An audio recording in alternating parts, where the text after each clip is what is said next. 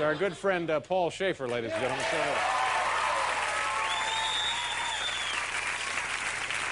Thank you very much. Thank you. Well, David, thank you. Let me introduce them officially because we are preparing to get down into a Zydeco sort of groove this evening. Paul, just for a second, explain Zydeco to us.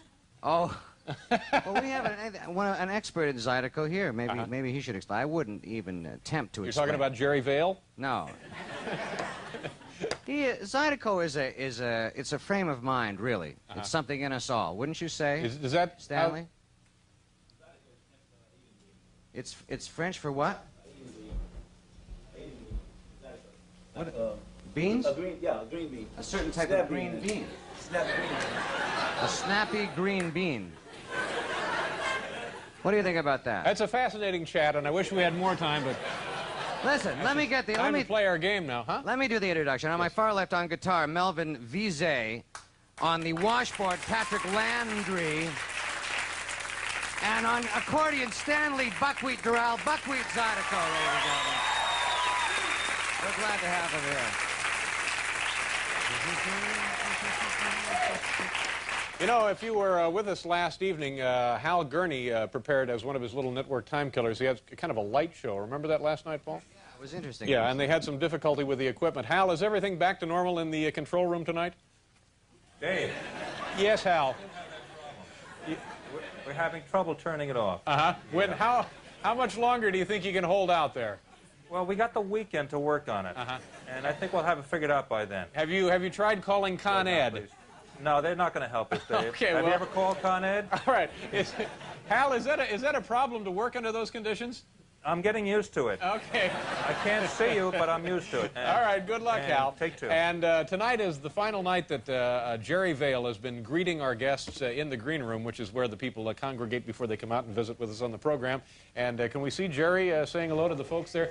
There he is, greeting the guests and saying hello to the folks, making them feel at home. So nice to see you. Thank you. You know, Jerry, Oh, there's Andrea Martin there. Big problem right over there in the sink. Something problem with the what? Oh, my gosh, look at that, Paul. Standing water in the sink. Get that taken care of immediately. Ooh, well, that's all. It was just something in the commissary. How would that get in there? I don't know. Who knows how that would get in there?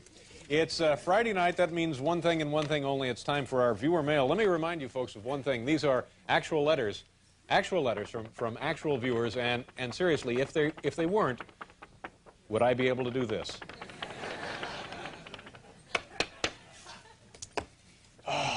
Letter number one.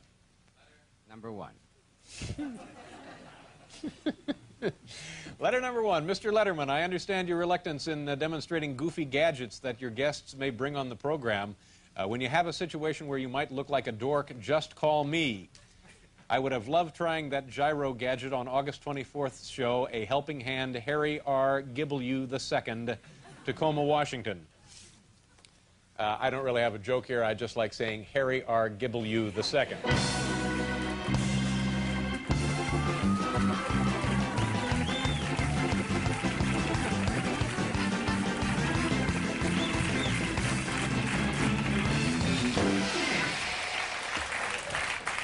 Harry R. Gibble II. I don't blame you. This shredded asbestos is so nice for parties, isn't it? Letter number two. Letter number two.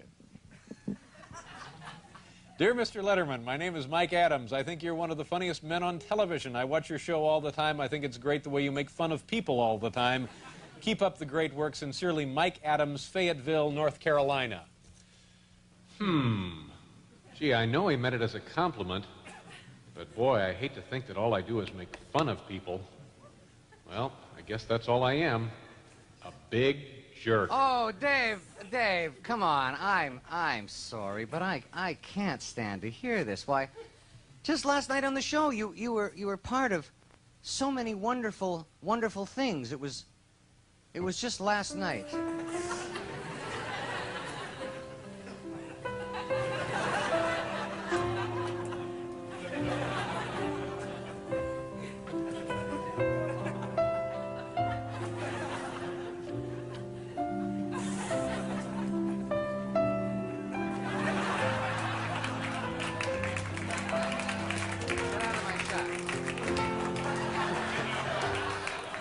So you see, Yeah. you do a lot of nice things. Thank you, Paul, Why, for pointing just that by out. doing this letter here today, you got some work for those actresses who played the nuns. That's right. That's right. Thank you, Paul. It's interesting, by the way, that you knew exactly what I was thinking. Well, we've known each other a long time. Yes, we have. Letter number 3. Letter number 3. Dear Dave, we've noticed when your jokes bomb, you roll your tongue over your teeth as if you have a chunk of food stuck in there. Why do you do that? Just curious. Kathleen Marshall and Jane Matera, New Haven, Connecticut. Well, Kathleen and Jane, I guess to be honest, it's either kind of some sort of little nervous reaction or maybe I do have a chunk of food stuck in there. Who knows? But what I really wanted to mention was your stationery looks absolutely beautiful with those little butterflies on there. Now, did you draw? Oh, my God. What the hell is this? Oh, look out. Run for your lives.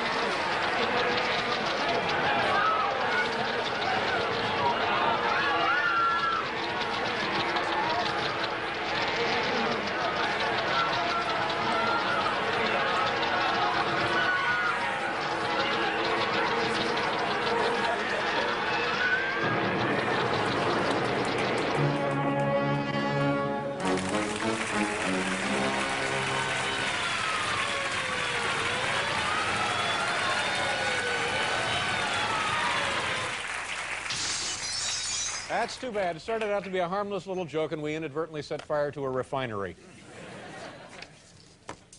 Letter number 4. Dear Mr. Letterman, on December 2nd, 1988, two very dear friends are to become one. Two very dear friends are to become one in marriage. On this special day, I would like to offer them a gift filled with advice on how to make their many years together as a couple the happiest they can be. The couple's names are Mary Jane Rowe and David James Kalina. They are to be married in Minneapolis, Minnesota. Thank you for sharing in this unique gift of love. Sincerely, Colleen Mary Kavanaugh, Houston, Texas. Well, Colleen, gosh, of course, I'd be happy to. I realize that marriage is a very big step, and any advice that I could offer, Wait a second, I would second. jump Dave, at the opportunity Dave? if I thought that it was going to mean Excuse me. a long, a meaningful, happy life. David, What? what was that girl's name? Mary Jane, where is it? I can't even... Yeah, Mary Jane Rowe. And she's marrying David James Kalina in Minnesota. Mary Jane. Well, maybe I should give a little advice at this point to What's that? her future husband. Dump this chick. I dated Mary Jane Rowe for 6 years. Huh? 6 miserable years. She is a vicious liar. She totally stripped me of my dignity, and you think she's bad. Her family is awful. They treated me like dirt. Her house smells horrible. It's like mothballs and bad meat or something. One time I caught her stepfather going through my wallet. It was terrible. Really? Oh, my God. And so it was hell. So here's my advice. For anybody thinking of getting married to Mary Jane Rowe, kill yourself first. She's no damn good. Oh, Paul, the girl that you used to date, I think her name was Sarah Jane Rowe. It wasn't Mary Jane. You know, you could be right here. Come to think of it, she was from Miami anyway. I guess I got a little bit confused. Well, no harm done. Good luck, kids. Mix-up. It's a mix-up. Letter number 5. Here we go. Dear Dave, what's that thing that looks like a fuse box that guests walk by on the way to your desk? A big fan, Jim Marshall, Carl Place, Long Island, New York. I think you're right, if that's what you're talking about, Jim. I think it's just an old, disconnected fuse box. Is that what it is, Biff, right over there? Yeah, right, Dave. I think it's just an old fuse box or something. That's all it is. It's just an old fuse box. Yeah. You know what, Dave? As a matter of fact, I don't even believe this thing is hooked up. No, I don't think so either. Just an old, not really anything there. Oh, my God.